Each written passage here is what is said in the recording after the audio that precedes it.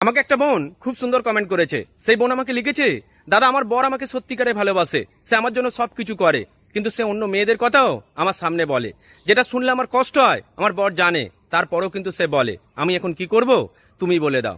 দেখো বোন, তোমার অনেক সৌভাগ্য, তোমার বর তোমাকে সত্যিকারে ভালোবাসে।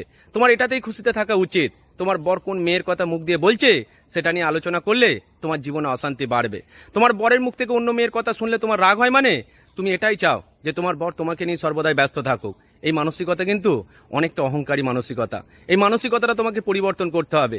তুমি হয়তো জানো না বোন, আমাদের সমাজে অনেক স্বামী আছে যারা বউয়েদের কাছে সাধু সেজে থাকতে চেষ্টা করে, বউয়েদের সামনে অন্য মেয়েদের দিকে ফিরেও তাকায় না। কিন্তু ওই ছেলেটাই যখন একা রাস্তা দিয়ে হেঁটে যায়, 50 বছরে বিবাহিত মেয়েদের দিকেও লোভ লালসার দিকে তাকিয়ে থাকে।